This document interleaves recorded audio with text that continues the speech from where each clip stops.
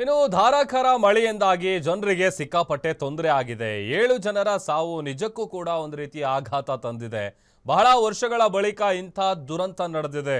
ಶಾಸಕ ರಿಜ್ವಾನ್ ಅರ್ಷದ್ ಅವರು ಕೊಟ್ಟಿರುವಂತಹ ಹೇಳಿಕೆ ಇದು. ಬೇರೆ ಬೇರೆ ರಾಜ್ಯದವರಿಗೆ ಮೃತದೇಹ ನೀಡಿದ್ದೇವೆ, 5 ಲಕ್ಷ ರೂಪಾಯಿ ಪರಿಹಾರ ಕೂಡ ಘೋಷಿಸಿದ್ದೇವೆ. ಇವತ್ತೇ ಆ ಪರಿಹಾರದ ಹಣವನ್ನ ಬಿಡುಗಡೆ ಮಾಡುವಂತ ಕೆಲಸ ಆಗತ್ತೆ. ಹೋದ ಜೀವಗಳಿಗೆ ಮೌಲ್ಯ ಕಟ್ಟೋದಕ್ಕಾಗಲ್ಲ. ಸಂಬಂಧಿಕರಿಗೆ ನೆರವಾಗಲೆಂದು ಪರಿಹಾರ ಕೊಡ್ತೀವಿ. ಜೊತೆಗೆ ಹಿಂದಿನ ಸರ್ಕಾರದ ನಿರ್ಲಕ್ಷ್ಯವೇ ಇಂಥ ಘಟನೆಗೆ ಕಾರಣ ಅನ್ನುವಂಥ ವಿಚಾರವನ್ನು ಕೂಡ ಹೇಳಿದ್ದಾರೆ. ಕಾಂಪೌಂಡ್ ಕಟ್ಟುವ ಸಂದರ್ಭದಲ್ಲಿ ಏನು ತಪ್ಪಾಗಿದೆ ಅದನ್ನು ನಾವು ನೋಡ್ತೀವಿ. ಯಾರೂ ಕೂಡ ಹೊಣೆಗಾರಿಕೆಯಿಂದ ತಪ್ಪಿಸಿಕೊಳ್ಳೋದಕ್ಕಾಗಲ್ಲ ಅಂತ ಬೆಂಗಳೂರಲ್ಲಿ ಶಾಸಕ ರಿಜ್ವಾನ್ ಅರ್ಷದ್ ಹೇಳಿಕೆಯನ್ನ ಕೊಟ್ಟಿದ್ದಾರೆ.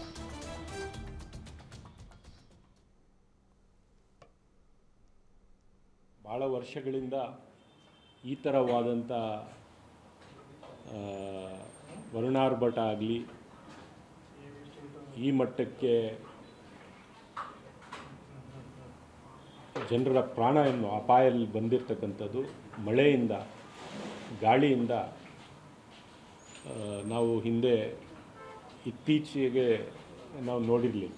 ಬೇರೆ ರಾಜ್ಯದಲ್ಲಿದ್ದಾರೆ,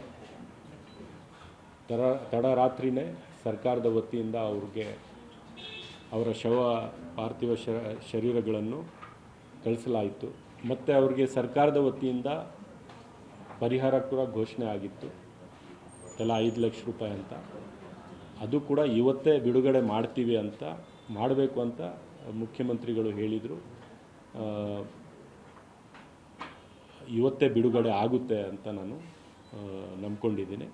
ನಮಗೆ ಇವತ್ತು ಕೂಡ ನಾವು ಶಾಕಲ್ಲಿದ್ದೇವೆ. ಆದರೆ ನಾವು ಕೂಡ ಅವ್ರ ಜೀವ ಅಂತೂ ಉಳಿಸೋಕ್ಕಾಗಿಲ್ಲ, ಜೀವದ ಮೌಲ್ಯ ಅಂತೂ ಕಟ್ಟೋಕ್ಕಾಗೋದಿಲ್ಲ. ಆದರೆ ನಮ್ಮ ಕಡೆಯಿಂದ ಅವ್ರಿಗೆ ಒಂದು ಸಹಾಯ ಆಗಬೇಕು. ಅವ್ರ ಜೀವನಕ್ಕೆ ಅವರ ಸಂಬಂಧಿಕರಿಗೆ, ಫ್ಯಾಮಿಲಿಗೆ ಸ್ವಲ್ಪ ನಮ್ಮ ಕಡೆಯಿಂದನೂ ಕೂಡ ಸಹಾಯ ಆಗಬೇಕು ಅಂತ